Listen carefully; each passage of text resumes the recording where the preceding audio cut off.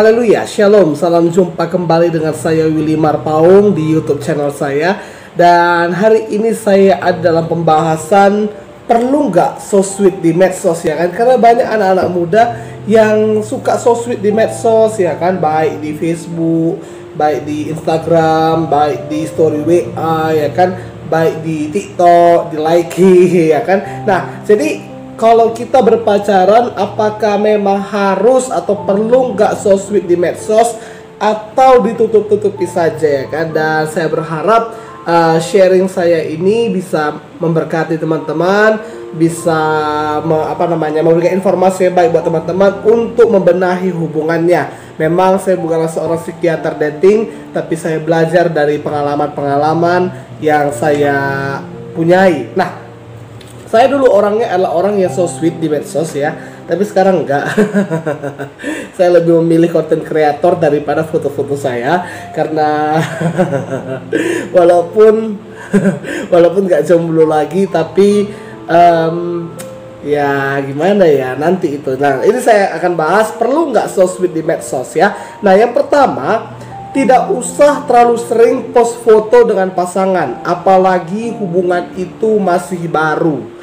Ya kan, masih pacaran 2 bulan, jangankan 2 bulan, baru jadian, ya kan, baru jadian sehari langsung post fotonya di Facebook, post fotonya di Instagram, masuk di story, ya kan, buat tanggal, ya kan, tanggal jadiannya kapan gitu. Nah, sebenarnya tidak usah terlalu sering post foto gitu, apalagi kalau hubungan itu masih baru. Kenapa? Karena kalau hubungan baru, karena gini, medsos itu kan kamu post nih foto kamu sama pacar kamu di medsos, semua orang bisa lihat, ya kan, kecuali kamu private. Nah, ini dia yang ketahuan, yang suka privacy sama mama papanya sama opa omanya, ya kan, suka diprivasikan, ya kan. Nah, jadi kalau misalnya kamu sudah post di sosial media, tentu kan orang-orang di sekitarmu atau orang-orang yang berteman denganmu di sosial media tahu, oh, si ini udah berpacaran, ini pacarnya gitu. Nah, padahal hubungan kalian masih baru. Ya, memang pacaran itu butuh komitmen. Ya, memang pacaran itu harus serius. Tapi kan pacaran nggak menutup kemungkinan untuk putus. Ya, siapa pacaran yang mau putus coba?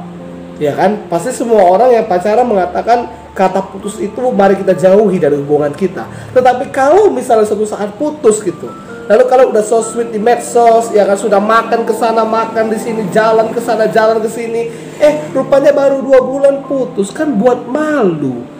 Kawan-kawanmu udah kenal semuanya, sahabat-sahabatmu, keluargamu udah kenal semua sama dia di medsos, rupanya putus, kan buat malu jadinya. Nah, jadi sebaiknya tidak usah terlalu sering post foto dengan pasangan di medsos, kecuali di momen-momen tertentu, misalnya di birthday dia, atau waktu tahun baru, waktu Natal, ada momen-momen tertentu, misalnya waktu Valentine, ya kan, ya nggak apa-apa sih gitu. Memang ini nggak dosa, ya kan, ini nggak salah. Cuman bagaimana respon atau bagaimana sikap yang paling baik lah, sehingga itu tidak menjadikan, ya, apalagi kalau misalnya di Facebook gitu kan susah tuh scroll ke bawah lagi, ya kan, minggu ini atau bulan Januari kamu post foto sama dia, ya kan, lalu kamu udah putus bulan Maret, bulan Mei foto lagi sama orang lain lagi. yang mana ya kan, yang mana ini? Jadi itu bisa buat orang bingung juga, ya kan. Oke. Nah, kemudian yang kedua, motivasinya harus jelas. Ya, kalau kamu memang mau foto sama dia lalu dipost di sosial media kamu, apa motivasinya? Karena banyak orang post foto dengan pasangannya motivasinya jelek. Ya, motivasinya yang pertama bisa supaya mantan saya tahu saya udah dapatkan yang terbaik, yang lebih baik dari dia. Ya, saya nggak peduli bagaimana psikiater dating yang mengatakan bahwa harus balas dendam sama mantan, tapi saya sebagai orang Kristen, sebagai hamba Tuhan, percaya bahwa firman Tuhan mengajarkan kepada kita, saya mematuhi firman Tuhan bahwa kita harus mengasihi semua orang. Mantan itu nggak boleh dibenci.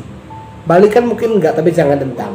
Oke? Atau motivasi, biar orang tahu aku dapat pasangan yang cantik, aku dapat pasangan yang putih, aku dapat pasangan yang kayak gini, ya kan. Nah, nggak usah, itu motivasi yang salah sebenarnya. Motivasi yang benar apa? Ketika kita post, kita memperkenalkan dirinya dengan orang-orang kita, dengan teman-teman kita, dengan sahabat-sahabat kita.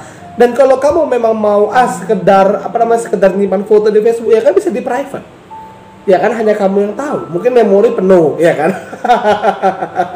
Saya pengalaman ya kayak gitu ya kan. Karena memori penuh, jadi saya save ke Facebook gitu. Saya private semuanya gitu, ya kan? Jadi kalau memang misalnya motivasinya jelas, motivasinya itu bukan untuk menyerang siapa-siapa, ya silahkan ya kan.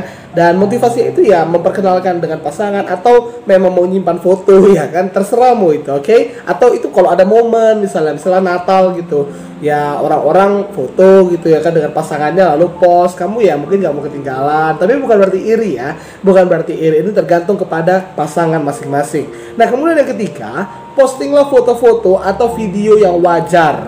Ya, karena ada juga orang yang wajar sih fotonya itu nggaknya vulgar ya kan, nggaknya di tempat umum, tapi dikritik langsung ya kan, dibilang najis.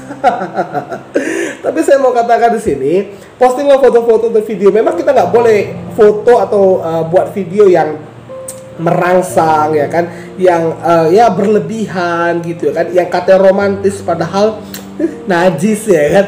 Nah tetapi kalau memang itu ada, misalnya dia nempel di pundak kita ya kan, atau kita ngerangkul dia, sebenarnya kalau itu ya itu sih wajar gak? Kamu kan pasti tahu apa yang wajar di post, apa yang enggak. Apalagi kalau hubungan itu baru, kamu udah rangkulan sama dia, walaupun mungkin foto di depan umum di mall gitu kan, kamu post rangkulan gitu, bulan depan kamu foto lagi rangkulan sama orang lain, bulan depan lagi foto rangkulan sama orang lain, yang mana yang sekarang yang betul? Ya kan, orang bingung nanti, dan kesan kamu itu nggak baik jadinya. Oke? Nah kemudian dan yang keempat, jangan membanggakan secara berlebihan, dan jangan pula tidak mau mengakui pasangan. Nah ini bahaya.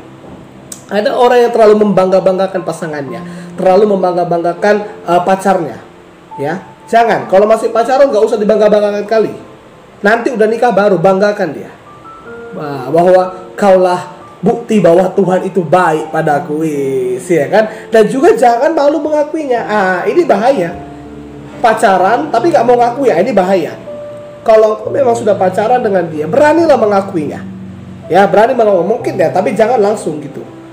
Biasa kan kalau untuk berkenalan dengan orang tua gitu, kita kan malu biasanya ngakui langsung, aku udah pacaran sama si ini, kan malu gitu ya kan. Tapi kan kian lama bagaimana kegiatan-kegiatan kita dengannya, kan nanti orang tua juga tahu, teman-teman kita juga tahu gitu. Jangan malu kita mengakui pasangan kita.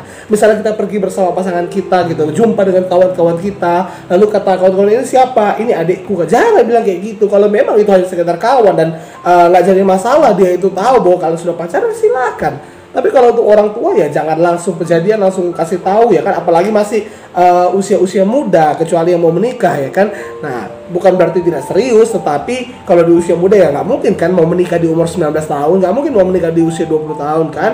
Nah jadi perlu ada pendekatan dulu tentu dengan orang tua. Namun ingat, jangan malu mengakui pasanganmu di depan orang lain, apalagi walaupun masih pacar ya kan. Jangan malu akui, apalagi nanti sudah menikah, jangan malu mengakui pasanganmu di depan orang lain, karena bagaimanapun pasanganmu itu adalah yang terbaik. Ketika kamu memilih dia sebagai pasanganmu, maka kamu harus siap menerima segala kelebihan dan kekurangannya. Saya berharap video ini dapat memberkati teman-teman, dan mari penuhi sosmed dengan hal-hal baik. Kalau memang mau foto sama pasangan, captionnya yang baik ya kan, gak usah berlebihan ya kan, gak usah pakai kata-kata yang yang harusnya dipakai untuk orang-orang yang sudah menikah, gak usah ya kan.